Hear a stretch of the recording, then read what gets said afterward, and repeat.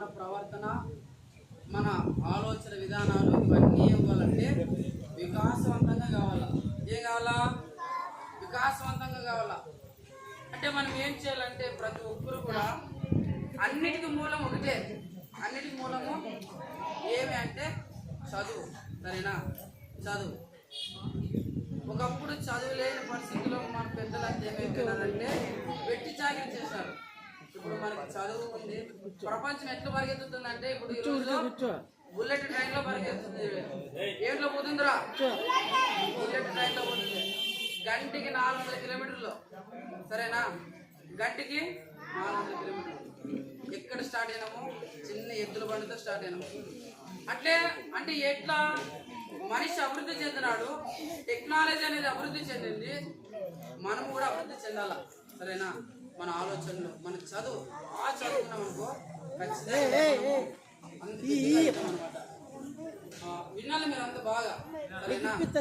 జెండా, మూవెన్నెల జెండా, ముచ్చుటైన జెండా, వికసించే జెండా, రెపరెపలాడే జెండా మన జాతీయ జెండా. సరేనా?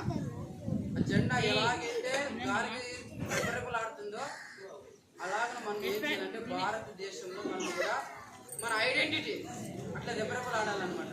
మన గుర్తింపు అనేది రెపరెపలాడాల. ఈరోజు ఒక వ్యక్తి చదువుకుని పెద్ద పొజిషన్లో ఉన్నాడంటే ఆ వ్యక్తికి పేరు, వాళ్ళ తల్లిదండ్రుల పేరు, వాళ్ళ గ్రామానికి పేరు, వాళ్ళ మండలానికి పేరు, వాళ్ళ జిల్లాకి పేరు. అంటే ఎక్కడ స్టార్ట్ అయింది? ఒక చిన్న గ్రామంలో, ఒక చిన్న ఇంట్లో నుంచి జిల్లా మొత్తం కూడా ఆ పేరన్నా జాబ్ చెందుతుంది అనమాట. అట్లా మనం కూడా అభివృద్ధి చెందాలా, అన్ని విషయాల్లో కూడా ముందుకు పోవాలా. సరేనా? అట్లా ముందుకు పోయినప్పుడు మనం ఏమవుతామంటే ఈ దేశానికి మనం ఏదైతే స్వాతంత్రం ఇచ్చారో వాళ్ళందరికీ కూడా మనం ఏం చేసామంటే థ్యాంక్స్ చెప్పినట్ల, వాళ్ళందరికీ కూడా మనం ఏం చెప్పినట్ల కృతజ్ఞతలు చెప్పినట్ల.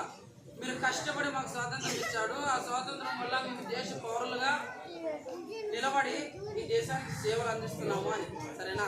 అట్లా నిలబడి చేసి మనం అందరం కూడా మంచి పౌరులు, మంచి విద్యార్థులుగా, మంచి ఉద్యోగస్తులుగా ఈ దేశంలో మనం పని చేయాలి. సరేనా?